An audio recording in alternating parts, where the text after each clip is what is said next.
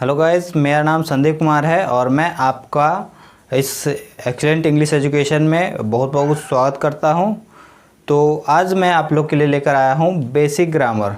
Basic grammar में आज हम लोग पढ़ेंगे प्रोनाउन। पिछले वीडियो में हम लोगों ने पढ़ा था प्रोनाउन का डेफिनेशन और प्रोनाउन का फर्स्ट काइंड पढ़ा था हम लोगों ने, पर्सनल प्रोनाउन। तो आज हम लोग रिमेनिंग काइंड्स पढ़ेंगे। तो चलिए बिना देर के हुए स्टार्ट करते हैं। और गाइस, मैं आपसे माफ़ी मांगना चाहता हूँ, पिछले कुछ दिनों से मैं वीडियो अपलोड नहीं कर पा रहा था, चूँकि कुछ टेक्निकल इशू के कारण वीडियो अपलोड मैं नहीं कर पा रहा था।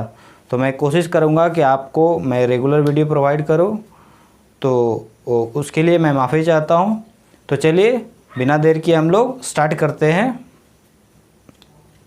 सो गाइस, हम लोगों ने पहला काइंड पढ़ा था, तो चलिए हम लोग देखते हैं दूसरा काइंड प्रोनाउन का कौन सा है। तो दूसरा काइंड है possessive pronoun. Possessive pronoun means अधिकारवाचक सर्वनाम। ठीक है, मतलब ये अधिकार जताता है, अधिकार जताने का कार्य करता है। तो चलिए हम लोग देखते हैं वैसे प्रोनाउन जो पोजीशन मीन्स अधिकार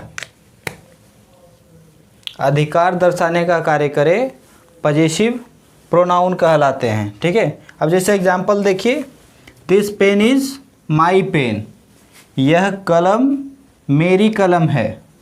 ठीक है, तो यहाँ पे ये हमारा नाउन है पेन, और उसके लिए एक वर्ड आ रहा है जो कि हमारा है पजेसिव एडजेक्टिव, जो अधिकार दर्शा रहा है पेन पे।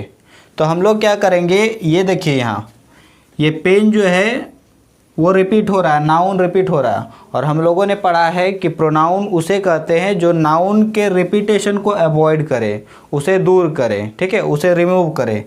तो ये जो हमारा नाउन रिपीट हो रहा है पेन, तो इसको ओमिट करेंगे। ओमिट मीन्स होता है हटाना। ठीक है, तो अगर इस पेन को हटाएंगे तो ये जो हमारा पजेसिव एडजेक्टिव है ये गुस्सा हो जाता है। ठीक है, गुस्सा होके ये लाल हो जाता है और इसका रूप चेंज हो जाता है। क्या होता है, अपने आप को ये चेंज कर लेता है। तो किस फॉर्म में हो जाता है, तो यहाँ देखिए किस फॉर्म में होगा, माई जो होता है माइन बन जाता है, पजेसिव एडजेक्टिव से पजेसिव प्रोनाउन हो जाता है। ठीक है, तो यहाँ पे ऐसा हो जाएगा।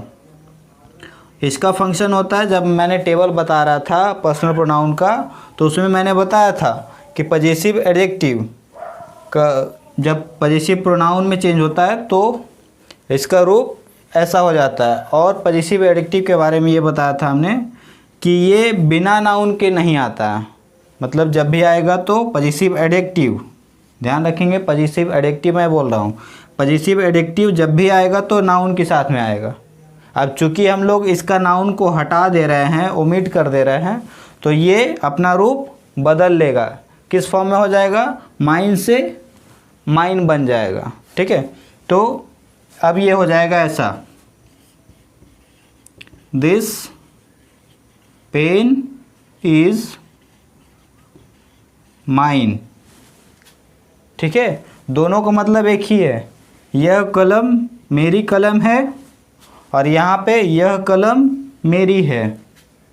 फ़र्क क्या हुआ, ये जो पजेसिव एडजेक्टिव था यहाँ, अब ये पजेसिव प्रोनाउन बन गया। आशा करता हूँ ये आपको समझ में आ गया होगा। तो चलिए हम लोग देखते हैं नेक्स्ट एग्जांपल। यहाँ लिखा हुआ है that house is his house, मतलब वह घर उसका घर है। तो यहाँ पे भी देखिए ये नाउन रिपीट हो रहा है, तो इस नाउन को ओमिट करेंगे। तो ओमिट करने से होगा क्या, ये गुस्सा हो जाएगा। लेकिन इसका फंक्शन क्या है, ये जो है ना ये पजेसिव एडजेक्टिव, इसमें एक एकलौता ऐसा वर्ड है जिसका शांत स्वभाव है, ये गुस्सा नहीं होता, मतलब इसका रूप चेंज नहीं होगा, ये हिज का हिज ही रहता है। तो यहाँ पे क्या हो जाएगा, दैट हाउस इज हिज, वह घर उसका है।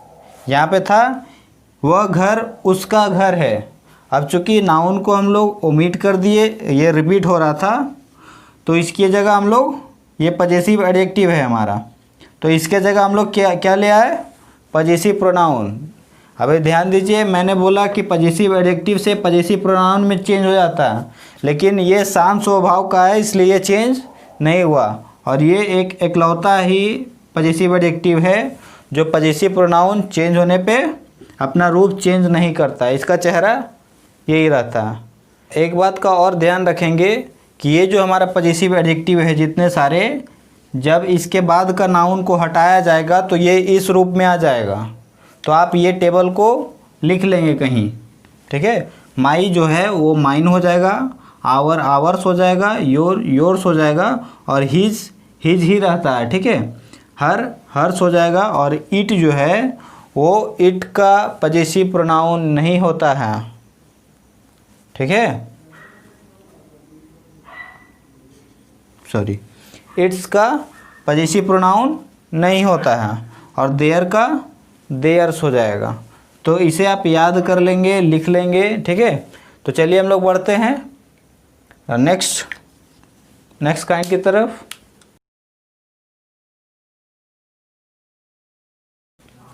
तो गाइस चलिए हम लोग देखते हैं next kind is reflexive pronoun. Reflexive pronoun क्या होता है? तो वैसे प्रोनाउन जिसके किसी वाक्य में आने से कार्य का असर कर्ता पर पड़े, मतलब सब्जेक्ट पर ही पड़ जाए उल्टा, तो उसे हम लोग रिफ्लेक्सिव प्रोनाउन कहते हैं। जैसे एग्जाम्पल देखिए, एग्जाम्पल से समझ में आएगा। ही लव्स यू, मतलब वह आपसे प्यार करता है। तो यहाँ पे प्यार करने का असर दूसरे पे पड़ रहा है ना, दूसरा पर्सन है, वह आपसे प्यार करता है तो प्यार करने का असर दूसरे पे पड़ रहा है। लेकिन दूसरा एग्जाम्पल देखिए, आई लव माई सेल्फ। कुछ लोग होते हैं ना कि मैं किसी से प्यार नहीं करता, मैं अपने आप से प्यार करता हूँ, ठीक है। तो यहाँ पे प्यार करने का असर खुद उसी पे पड़ रहा है, सब्जेक्ट पे ही पड़ रहा है ना। तो ये जो वर्ड है हमारा, इसका मतलब होता है अपने आप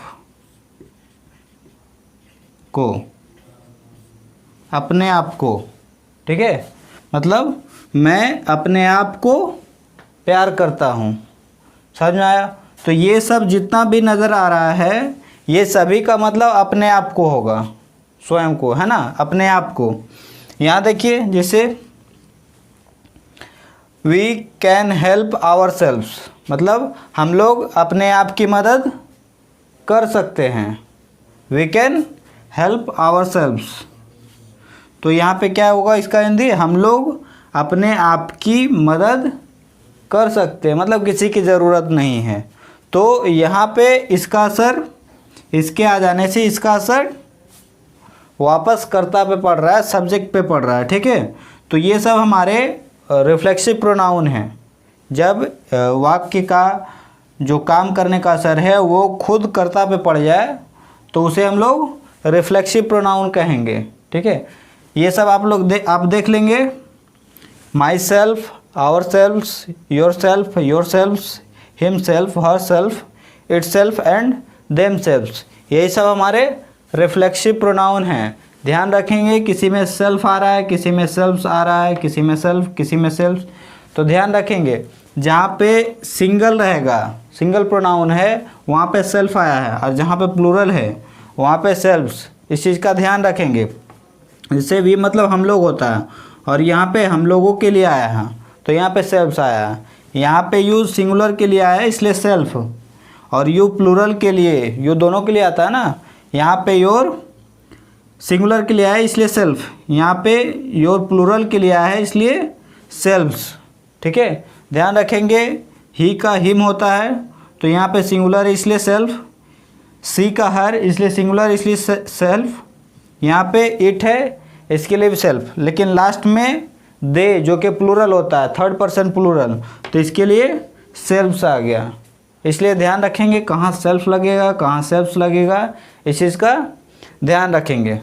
और यहाँ पे ये जो है माई, आवर, योर, ये सब पजेसिव केस है, तो ये सब पजेसिव केस में सेल्फ्स लगा हुआ है। लेकिन यहाँ पे ये जो है,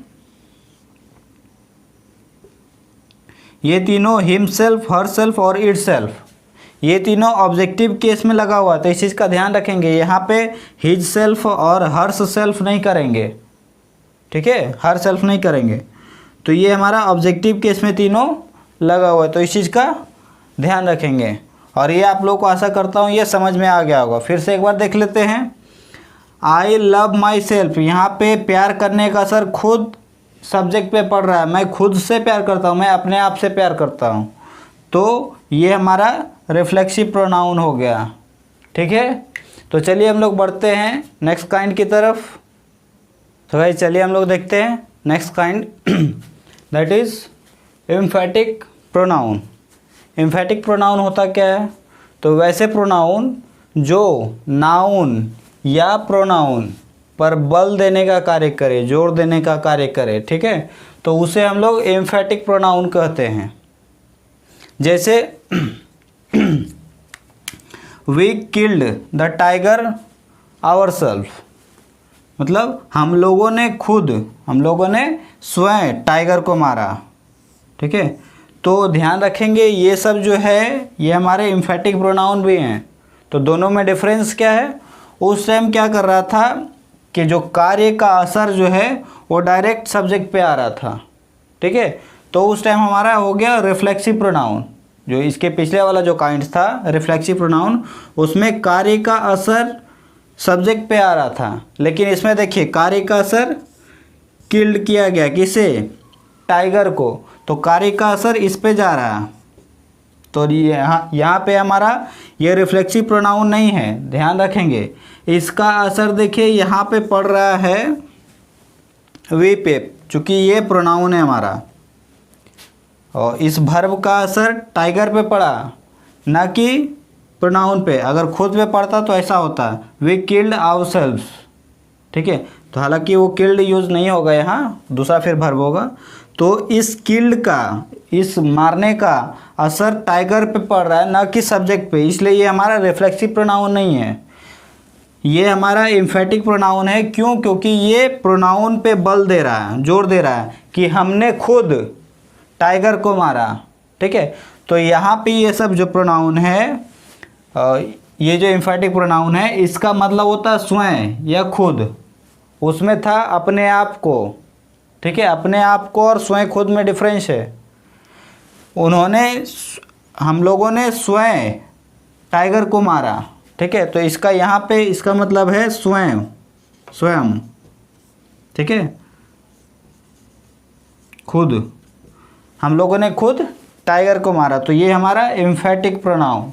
देखेंगे दूसरा example, they themselves said so, वे लोगों ने ऐसा खुद कहा, स्वयं कहा। तो ये हमारा इस पे असर डाल रहा है, वे लोगों ने स्वयं ऐसा कहा, ठीक है। तो ये जो हमारा है वो प्रोनाउन पे जोर दे रहा है, बल दे रहा है। वे लोगों ने खुद, वे लोग खुद, तो ये हमारा जो है वो हमारा एम्फैटिक प्रोनाउन है। तो ध्यान रखेंगे ये हमारा रिफ्लेक्सिव प्रोनाउन भी होता है और एम्फैटिक प्रोनाउन भी होता है।